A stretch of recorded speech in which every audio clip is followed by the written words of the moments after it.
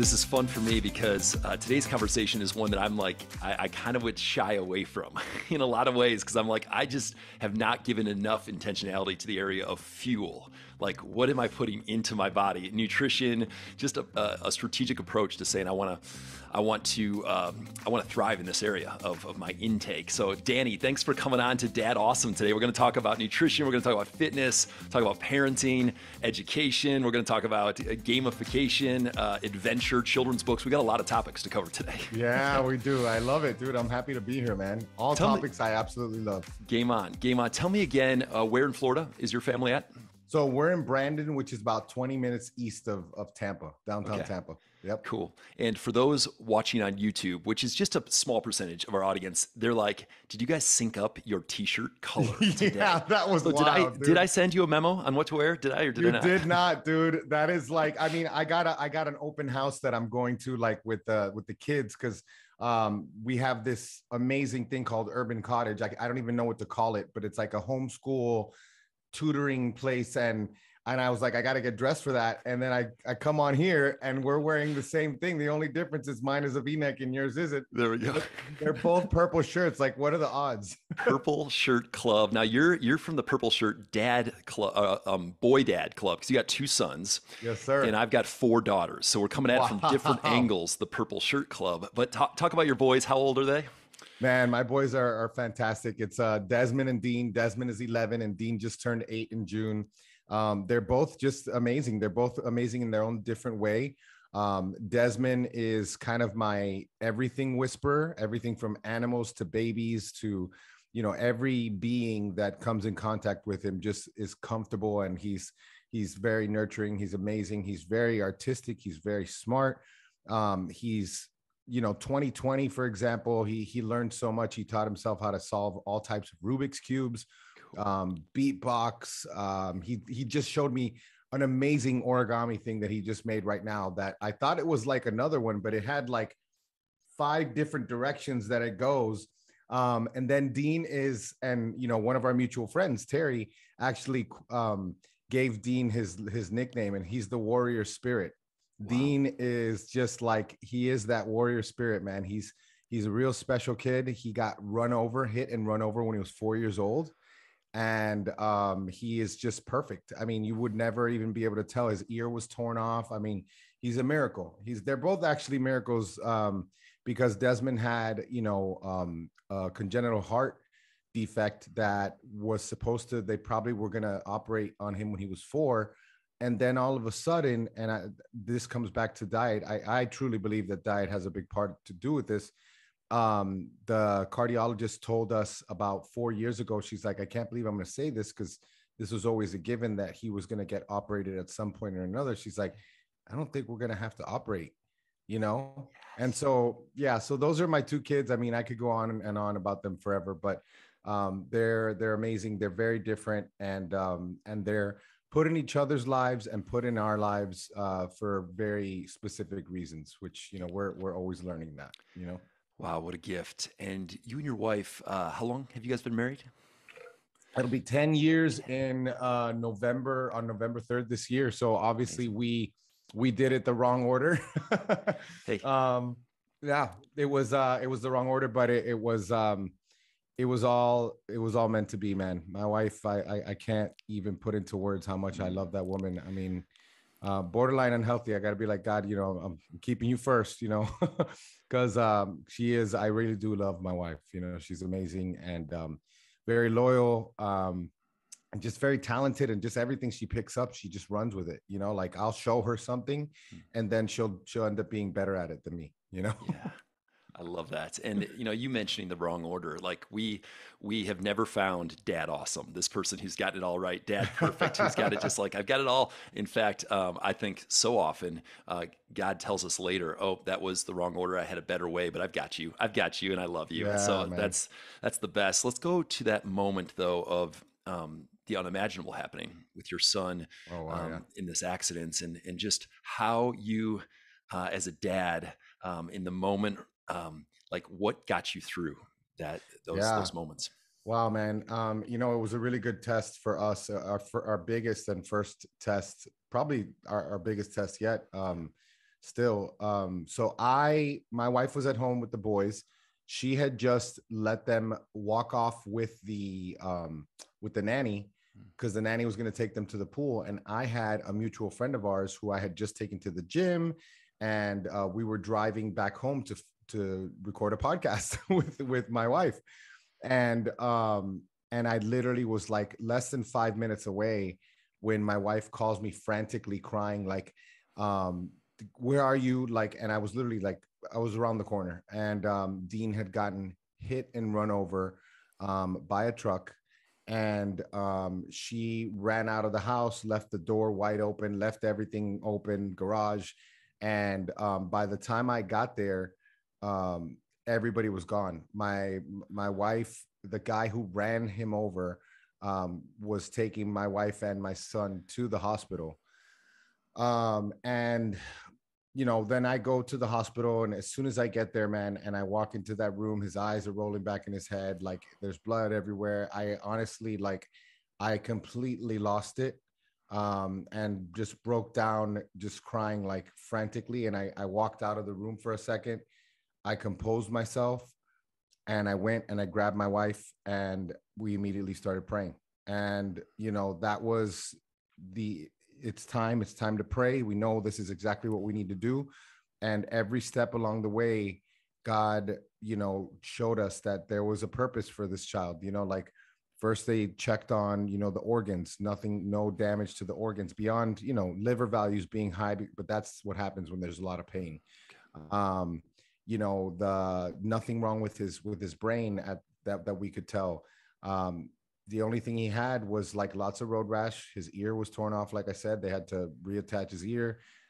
His He had some cervical, um he tore some ligaments in his cervical spine. He had to wear a neck brace for 4 to 6 weeks. And but it was really hard. It was really hard. They had to, thank God they didn't airlift him, because if they airlifted him, I wouldn't have been able to ride with him to the hospital. So they ambulanced him to um, All Children's Hospital, which is amazing hospital in St. Pete. And I rode with him, and there must have been 100 hands that touched my son. Like, there was so many people. And the second day that we were there, a pastor came and actually checked in with me and the older son with Desmond. And we were home on Saturday. It happened on a Tuesday. We were home on Saturday. He was taking his first steps on Friday, out of the bed, very cautiously and everything. But yeah, man, it just, like, I was at Bible study at church recently, and we were in Matthew, and they were talking about miracles. And we just started to think of all the miracles that God has done in our lives. It's just, it's absurd how many miracles he's done. And it's shame on us, because like we've never sat down to like really think about, like, oh my gosh, this one. I got hit in the head with the club in high school, 15 staples in my head, like, and I had nothing. Like, there's so many different things that like have happened, that God has saved us. But it must have been for something more, something bigger. Wow, we were just talking about the double rainbow before we hit record, Oh yeah. and that being, I didn't even think about it earlier, but the sign of God's faithfulness, a sign of a Yeah. promise that He made, and how often we're unaware of miracles, we're unaware that we've been protected, or that our 4-year-old's been protected, and yeah. So thank you for going there. I'm sure it's even painful to like rethink, but it's also a reminder to all of us. We should pause, and we should remember all the ways and tell stories to our kids about all the ways that God has been Yeah, faithful and done miracles. absolutely. There were thousands of people around the world praying for us, and that Wow. was just so amazing to know. Like, and I truly believe that, you know, just like, I just think of King Hezekiah, like give me some more time, like. And there were people interceding. We see when people intercede, things change. God shows his mercy. He could have been that, obviously, that he had that plan, obviously, but people intercede, and he takes, he has compassion, and he changes things. So Yeah. it's amazing. Slightly different direction, but looking at your kind of backstory from college all the way up through when you kind of launched into this current chapter of just training, a lot of training and helping teams, individuals thrive in the area of fitness, um, fuel, so what their diets and other areas. What parallels are there, do you think, between or similarities between training high performing athletes and training up our kids, our boys in your case? Can you share a few of the parallels that they're equally effective in both spheres? Absolutely. I guess so. The first one would have to be um, taking responsibility, not only for taking responsibility for what you need to do to reach that next goal. You know, like whether it's you're never going to. I'm not going to be the father's not going to be able to do lift the heavy things for you. And when I mean lift the heavy things, I mean, do those hard things for you. Just like, your coach is not going to be able to run that play for you or, so that's one thing. But then the other side of responsibility is, the whole integrity thing, taking responsibility for your actions. This is something that it's like you have to drill it so much into children. With the guys on the team, like it's a little bit easier, they're a little bit older, but my boys, it's like boys, I don't care if you did something wrong, just don't lie to me and don't pass the buck. So I do see those parallels. Just I obviously, this is more not just coaching versus parenting, it's also the example that that I show as someone who's all they've ever seen is someone who takes care of himself, nutritionally and fitness wise. And like we always tell people, when it comes to their health and the way they eat, we're not trying to force them to eat perfectly, we're trying to educate them. We put them in an environment where they're going to win. We don't keep any crap in the house. But our ultimate goal is not to produce perfect eaters. Like if we were to look at it that way, we would produce disordered eaters. What our goal is, and it's just that Proverbs, like train them up in the way they should go, and when they go on their own, they're going to do it. It's this idea that, yeah, maybe you don't eat perfect, but when you grow up, not only do you have the foundation of knowledge to know that what you can do to fix it, but you're going to also absolutely know that the action that you're going to take is not automatically go to the healthcare system. You're going to say, how can I change something in my lifestyle, something in my diet? And that is so worth it. And that is like, any good coach, whether it's like a personal training, just typical soccer mom, weekend warrior, high school kid, or it's a parent, you have to educate them, and educating them and basically making them dangerous and providing opportunities where more and more responsibility is given to them as a way to kind of continually stress test them and continually build that skill, build that knowledge base, because eventually those training wheels come off and either it's game day or it's the game of life, like, Yeah. so yeah. That's helpful.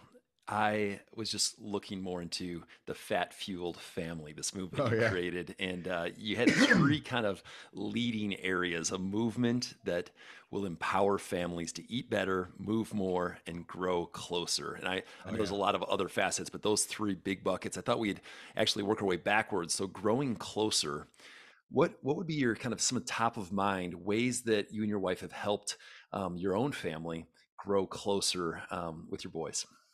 I love the I love these questions. These are awesome questions because this is like totally like what we value. Number one, why is growing closer there? Here's the thing, like a lot of people look at things like tactics. They're just looking at the tactics, but they're not looking at the overall strategy, right? So they're looking at like, I got to get my child to eat better. I got to get my child to move more. And it's like, wait a second, you're putting the cart before the horse because you have to connect with your child. Your child has to trust you. You have to create this safe environment And there's all these things like, shoot, I get things wrong all the time as a parent, man. It's so hard. It's like you're juggling like 50 plates, but growing closer is the most important thing, because family is the most important thing. God puts a man and a woman together, and this man and woman obey him and they follow his will, and then they create children and raise children who will then duplicate that and follow God. So God smiles on that, right? So certain things that we do, we have traditions, we love traditions. We do like shut things down on Friday night, Old Testament style, Sabbath, like we just Friday's prep day. We call it clean up palooza. The house is getting cleaned up. I just started a new part of it. That's I'm letting my wife take a break every other Friday. So I'm taking it on. Really excited to do that. Really excited to serve my wife more. And then on Saturdays, like we go to church, we spend time with the family there. We spend a lot of time on social media and on our phones and on our computers. So there is none of that on Saturday. Traveling used to be a much bigger part of it, but in this whole new world, like we've had to change that up. But yeah, like growing closer is, and really just having trust. When we first started doing this, we were like a little bit too hippie, like we knew what we didn't want to do. We're like, I'm not going to send my kid to that normal school. I'm not, I'm going to be a total, hippie unschooler, and I'm going to do peaceful parenting. And there was a real, looking back on it, I should have known, but obviously when the rubber hit the road, we noticed. It took us a while because we were rebellious, and so now we've aligned a lot of those same concepts and principles, but we brought them under a biblical framework where it's a lot more. There is more structure. There has to be more discipline, and so that's been a learning process for us. We used to be like so idealistic, like, oh, our child's going to trust us and we work in harmony together and we're a team and they do it because they love us. And it's like, well, sometimes you gotta lay down the law, so because they don't value things like, you kind of have to drill it into them a little bit. So but the bottom line is, we just finished up contributing for a book for a guy named Ben Greenfield. He's like kind of like a big biohacker. And they asked, one of the questions I thought were really good was, how would you like your child or your children to remember you? And so that was something that it was like, wow, I really want them to say that, we were the perfect example of what, God envisions for a parent, that we did the best we could with these gifts that were given to us to manage, so, family is everything, man. There really just isn't. And you can see the opposite, the opposite in society, families completely being destroyed. And, I see definitely like that pendulum swinging back. People are like, wait a second. We signed up for this and we got all of this. Yeah. And it's like now, but I'm grateful for it, right? Because it's like, now you can question all of that stuff that you thought that you were cool with, when in reality you were probably just trying to go along just to get along. Now you can actually say, you know what does the Bible say? And I'm going to stand on that principle instead of, being wishy-washy. I see a lot of people drawing the line in the sand, not in a violent way, but really in a way that's like, it's time to stand for our principles. It's time to love people, absolutely love them, but let them know that we are not participating in anything that is going to destroy the family or confuse the family, or, I mean, you take your pick. There's a million different agendas right now. So That's real.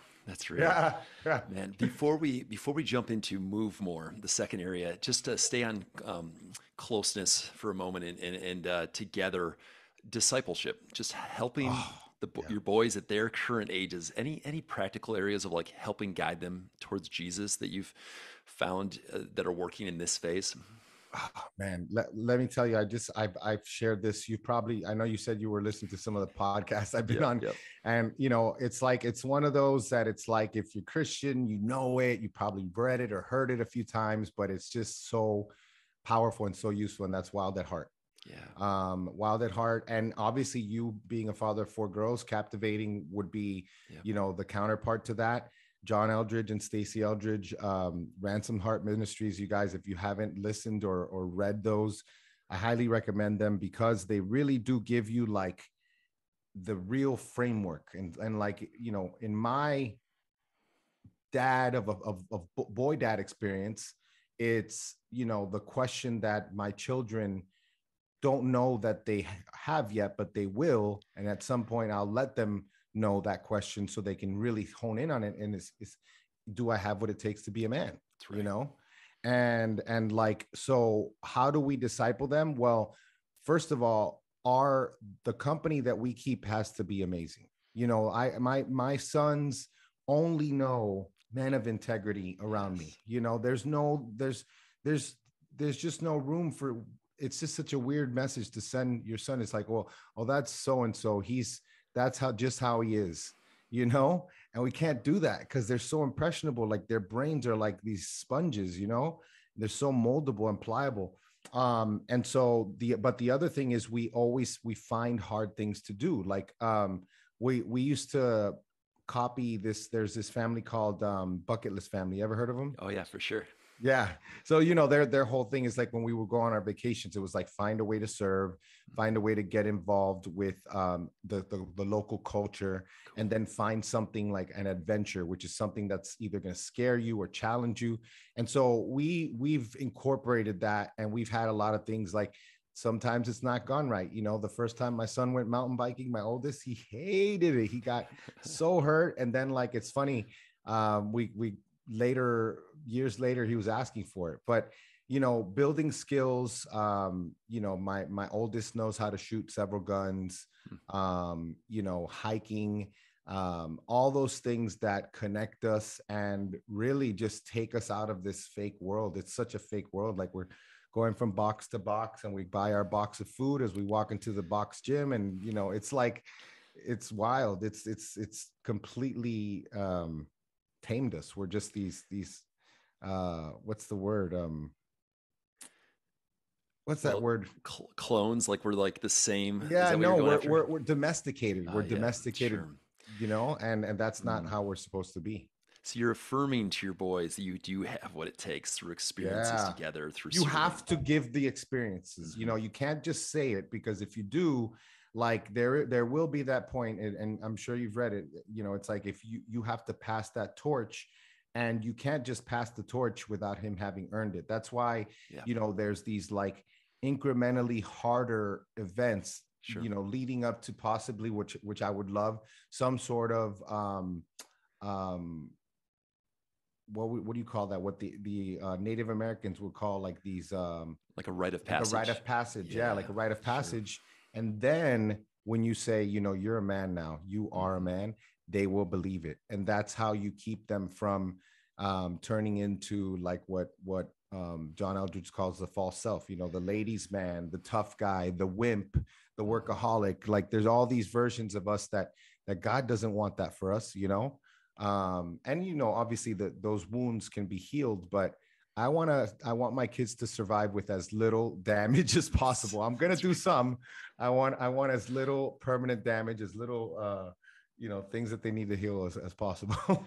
Well, and every time I talk to a dad with boys that are taking these steps seriously, like you're describing, not perfectly, but seriously, like you're pressing in, I'm just like, yes, because I'm praying for these four little boys that are someday going to be men who have been initiated, that will marry my four girls. So I'm like, yes. So yes. I have an agenda here. I have an agenda with all these questions. Absolutely. And Absolutely. So thank you for sharing on that side. Let's move into move more. So getting families moving. We we did the Dad Awesome Murph challenge this last Ooh, winter, where we used the weight of our kids. So, I had my 3-year-old on my shoulders for the run. I was not able to strap on my baby for all the pull-ups, but I did a that's set. still I did a killer. set of pull-ups with her on.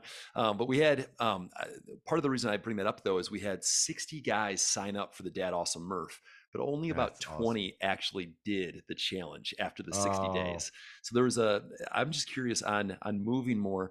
What do you find? How would you challenge and encourage uh, men to be men who follow through? These dads listening to, hey, I follow through. I do the thing I signed up for versus have intent.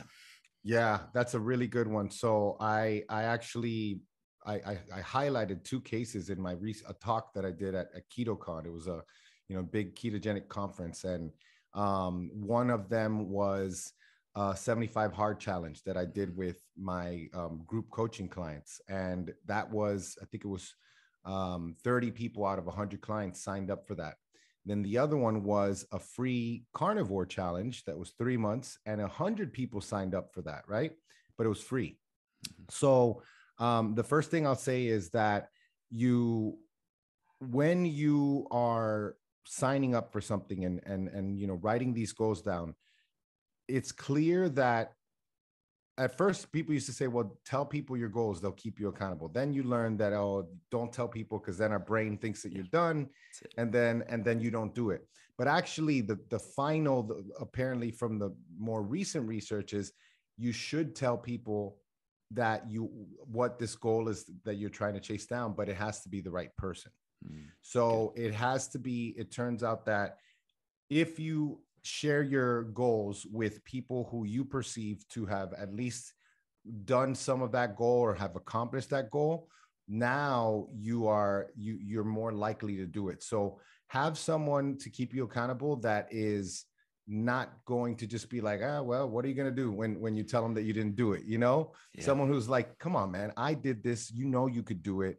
The second thing is, depending on if it's a fitness thing and you feel overwhelmed and you've never done any of that in your life, then I would say pay someone.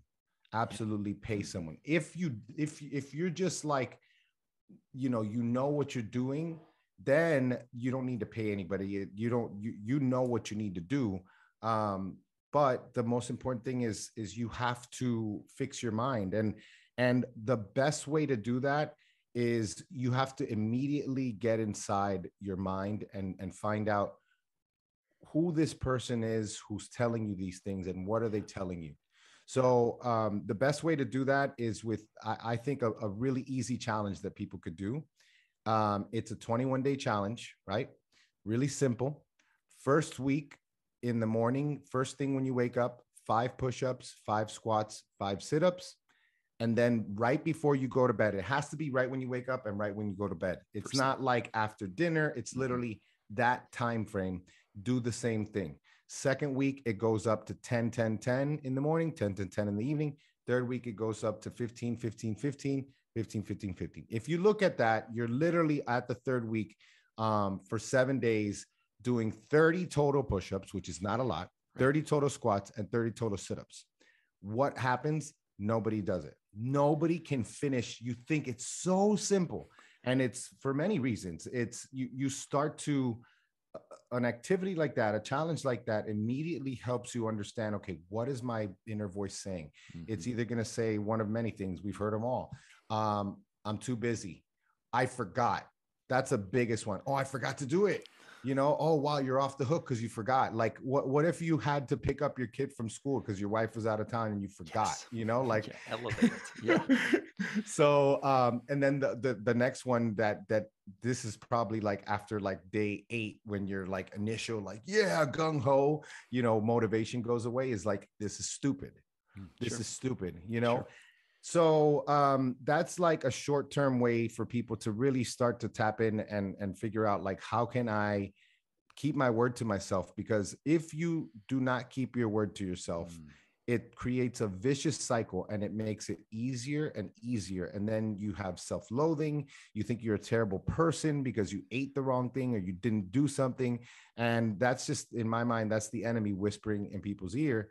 But like the long term, it has to be lock yourself in a room, sit somewhere or somewhere outside, away from people, away from your phone, and sit down and really ask yourself, why is it that I have to do this right now? What's so important that I have to do this now? Why now? And it can't be, I need to lose some weight.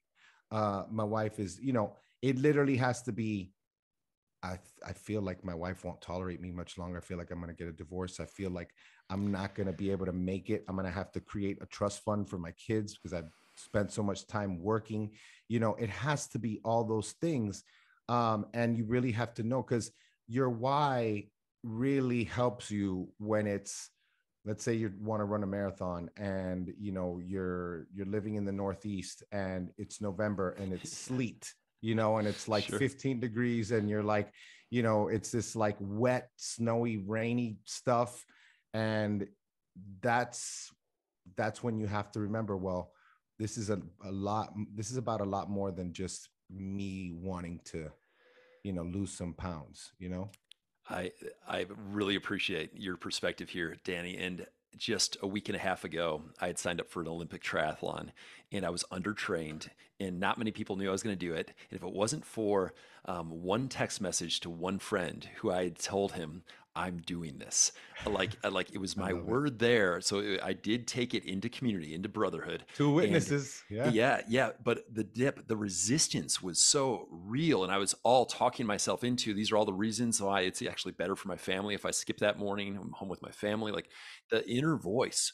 I It's want to wild. raise 4 daughters who regularly push through the inner voice, discouragement, the resistance that say, Yeah. no, I can do hard things. And Yeah. actually the fulfillment, because I dipped and almost quit, but then I didn't, and I went and did it. Like I was so like just proud of myself. It didn't matter if other Oh, people dude, cheered it for me, but is. like It's a finishing, reward. I'm a Yeah. finisher. I'm a finisher. So I love what you shared there. How about getting our families to move more? Any just fun ideas? Maybe we'll just spend like 1 minute on this. Any ideas on how to get our families Yeah. moving? Yeah. This will be like tactics type of stuff. So I love the playing cards. That's one that I absolutely love. Like for You know, push-ups, where you flip them and do push-ups? Or yeah, push-ups, yeah. sit-ups, squats. You could do whatever you want. You can Cool. have the kids pick them. Mhm. The whatever suit it is the exercise, and whatever Cool. number it is the number is this reps. Yep. You could also do that with dice. I love that. The same thing with dice. Honestly, like for us here in our neighborhood, a lot of the time it was night walks in the winter and night swims in the summer. Like Mhm. go to the pool. We have a community pool. But just, especially if we want our children, we can't tell our children to do anything that we don't do. It's good. And so we have to absolutely, lead by example, always show them. I'm really excited because I'm I'm adding another gym membership because my wife found this gym, and I was supposed to not. My son's not supposed to train until he's 14, but this new gym says that he can train like now. Cool. And so my son has been, we put them into jujitsu. They started gymnastics both when they were like a year and a half. So they've been always active, and now I want to help my oldest. Like lifting weights is something that's my forte. That's where I can really add the most value for him. And it really is one of those things. Like if it was jujitsu, I'd be doing jujitsu with him all day. But I feel like someone's whispering under my and I feel like one of my kids is whispering under my door. Sorry. So but the lifting is something that it gives you confidence. You know what I mean? It's awesome. So like I can't wait to have him do that. But it can't be forced. It cannot be forced. Some things can be if they're not like a drill thing. Like if it's like we're going for a hike today, we're not going to take our phones, like things like that. And real quick addition with the nutrition, that one's even trickier, especially depending on the age. Like if you're a person who is blessed enough to have learned about nutrition before you conceived or before your child could eat solid foods, it's going to be a lot easier than your 6-year-old. If it's going to be a lot easier than your 12-year-old or 15-year-old. Now it becomes more psychological, and it's like, look, you have that conversation with them and you tell them it has nothing to do with them. You just say, look, I realized I've been doing this all wrong. You admit your faults, you be a human, and you say, look, I learned that the stuff that I was eating is actually not food. I thought it was food, but it's really a food like substance. So I'm just going to be eating this way. If you ever have any questions about it, let me know, but I'm not going to be able to eat some of the things that I ate before. And that's that, like you can't, because everything is based on consent.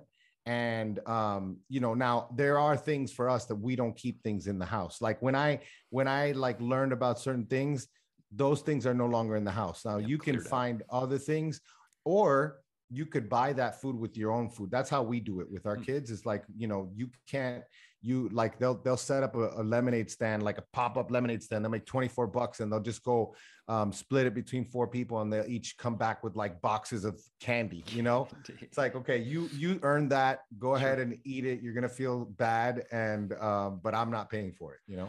So this was like 5 years ago. You guys like complete pivot in the direction of your eating with keto and the ketogenic lifestyle. Would you give us just a flyover of what happened? How has it changed your family? Well, I'll have to say we've been pretty lucky, because I've been obsessed with nutrition. So we were paleo before Desmond was even born, but so he was born in 2011. And then in 2013, I started powerlifting. And so there was like a good 2-year break there where we let some fast food sneak in and some crappy food. And so we did have to transition back. Now for Desmond, because of he had such a strong base, it was easier than for Dean, my youngest, because we started to feed him things at a younger age that Desmond had not even touched. But what is a ketogenic diet? The kids don't necessarily eat a ketogenic diet, but the ketogenic diet is a very low carb, high fat, moderate to high protein diet. We don't usually eat, anything starchy, but the kids eat more of a low carb paleo. So mostly real food, but they'll have their rice, they'll have, their starches. We had some sweet potato yesterday, fruit. But like I said, we don't keep the junk in the house. We don't snack a lot. Snacking destroys meals. Snacking is just marketing. That's not how we're supposed to eat. We're supposed to sit down, eat, that's done, and for people who aren't active, I would say that 2 meals is a perfect amount. For people like me who are active, 3 or 4 meals is probably, because I got 225 pounds of mass to hold on to. And it's not like I want to, but I'm like, my body's hungry. So my body's like, give me more food. So, and I think I read that one of your sons said that as far as diet, that his hope is to be a healthy kid that does not eat that many carbs or sugar, that eats more fat. Like just simply, that's the direction. Does that sound right? Yeah, man. Like it's crazy. Like everything that we've been told. And like, if you're Christian, it makes it so much easier, because you're like, yeah, that sounds right. God did create us with abilities to heal ourselves. God didn't create us with a statin deficiency. Like God didn't say, well, I'm going to make you this way, but someone's going to have to discover drugs to keep you healthy. When they don't keep you healthy. They don't improve health. They manage symptoms. And so it's so much easier for people to like accept the idea that, oh my gosh, I can't believe it. Actually, saturated fat is good for me. And yeah, it's good for me. It's definitely not good for me if I pair it with the wheat and the starches, fried in vegetable oil. Like we expect people to believe that they're having this burger that's, yes, saturated fat, but it's cooked on a whole wheat bun with fries that are fried in canola oil that you can't even, if next time you see any of these plants, try to see how the heck you're going to extract oil from them. You cannot. You have to literally become, Heisenberg from Breaking Bad. You gotta have like this lab set. And then we blame the meat, and we blame the fat. And so it's not the fat, and in fact, like the fats that they pushed to replace the saturated fats are actually the worst ones, because they actually lead to oxidation and inflammation and all the issues that we see with heart disease. So, especially if anyone's listening, I don't know how old your audience is, but if there's anybody here that is like 50 plus, really start to let go of the shackles of the last like 35, 40 years, more now. I can't believe it's way more now, 45, 50 years, because yes, lard, I don't have lard anymore, but I do have tallow, butter. All of that is way better than, I can't believe it's not butter, or, all of these fake things. Coconut oil is good and olive oil are good, but those come from fruits. Those don't come from vegetable oil. So when you hear vegetable oil, there's no vegetable oil. It's not. So I can go on that one forever. Fascinating. Now, as a first step, I'm going to link your podcast, your website. There's so many more questions I have, but do you have like a first step resource, whether it's a book or an episode of your podcast that you're like, hey, start here if we want to take a deeper dive? Absolutely. The first 4 or 5 episodes are all about that. So it's like, perfect. What is our nutrition philosophy? What is our fitness philosophy? How to stay keto on the road? How to stay fat fueled on the road? Because we don't say keto because not everybody needs to do a ketogenic diet. Not everybody has metabolic damage, but at least a plurality, getting close to a really strong majority of people in this country have, actually 88% of people in this country have some form of metabolic derangement. There's only 12% of us who can say that we are actually metabolically healthy. 12%. So that all is stemming from, massive overconsumption of sugars and these vegetable oils that I talked about, these seed oils. But yeah, so fat fueled, you can have a little bit more carbs, especially for children. You don't want to restrict children, but most of all, eat real food. Definitely check out those intro episodes. Perfect. and they'll kind of whet your appetite. And then there's just so much more information now than there was even in 2016 when we started. Well, Danny, thank you for taking this time, and we're bringing the RV, the Dad Awesome Tour. We're coming back through Florida, so we'll try to go around 2. That will go real specific, deeper into nutrition for a round 2 here. I think we'll be in your area in March or April, so a little ways off. But thank you for taking this time. Would you say a short prayer for all of the dads listening? Absolutely. Father, I thank you so much for Jeff and what he's doing. Father, I ask you that you guide him and that you bless everything that he's doing. Father, I come against anything that will try to derail him, Father, or come against you and your kingdom. I just pray for his family. I pray for his wife and his daughters, Father. I pray that you bless them and surround them with good counsel and keep them safe, Father, in these times. And I pray that you are glorified in everything that's done on this podcast, and may nothing that is done on this podcast today or in the future be for our benefit, Father, but for your glory. And we just thank you. We ask that you bless this servant of yours in the name of Yeshua. Amen.